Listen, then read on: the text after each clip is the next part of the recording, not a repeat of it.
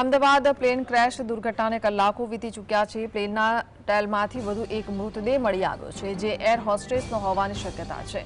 Ahmedabad fire બ્રિગેડનો એક કર્મચારી મહામહેનતે અંદર સુધી ગયો હતો અને તેને સાધનોથી આગળનો ભાગ કાપ્યો હતો।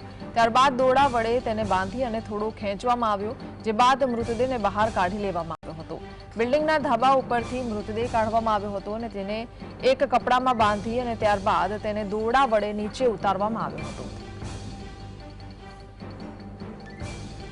અમદાવાદથી લંડન જઈ રહેલા પ્લેન ક્રેશના મામલે મહત્વના સમાચાર મળી રહ્યા છે। વધુ એક બોડી મળી આવી છે। ઘટના સ્થળેથી વધુ એક મૃતદેહને બહાર કાઢવામાં આવ્યો છે, જ્યાં દોરડા વડે ખેંચીને તેને બહાર કાઢવામાં આવ્યો છે। પ્લેનના પાછળના ભાગ પરથી આ મૃતદેહ મળી આવ્યો છે, જે એર હોસ્ટેસનો હોવાની શક્યતા જોવામાં આવી રહી છે। મૃતદેહને સિવિલ હોસ્પિટલ ખાતે લઈ જવામાં આવ્યો છે।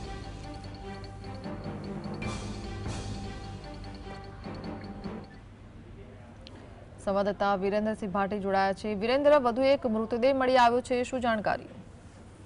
હિના કે જે ઘટના સ્થળ છે ને, જે દુર્ઘટના ઘટવા પામી હતી તેની અંદર એક વધુ મૃતદેહ છે તે આજે મળી આવ્યો છે ને તે મૃતદેહ ફાયર વિભાગ દ્વારા જે કાટમાળ હતો તે કાટમાળમાંથી ખસેડીને બહાર નીકાળવામાં આવ્યો હતો। જીએસટીવી પાસે તે વિડીયો પણ આવ્યો છે ને જીએસટીવીની સ્ક્રીન ઉપર તે વિડીયો સ્પષ્ટપણે નજરે પડી રહ્યો છે કે ફાયર વિભાગ દ્વારા જે પ્રમાણે મૃતદેહ બહાર કાઢવામાં આવ્યો છે ને તે મૃતદેહ બહાર કાઢ્યા બાદ સિવિલ હોસ્પિટલ ખાતે લઈ જવામાં આવ્યો હતો। બીજી બાજુ જો વાત કરવામાં આવે હિના, તો આ જે મૃતદેહ જે મળી આવ્યો છે તે યુવતીનો મૃતદેહ હતો અને તેની સાથે તે પણ જાણવા મળી રહ્યું છે કે આ મૃતદેહ ફ્લાઇટની અંદર સવાર જે સ્ટાફ હોય છે તે સ્ટાફની યુવતીનો મૃતદેહ હોવાનું પણ પ્રાથમિક રીતે જાણવા મળી રહ્યું છે। હિના, જી આભાર।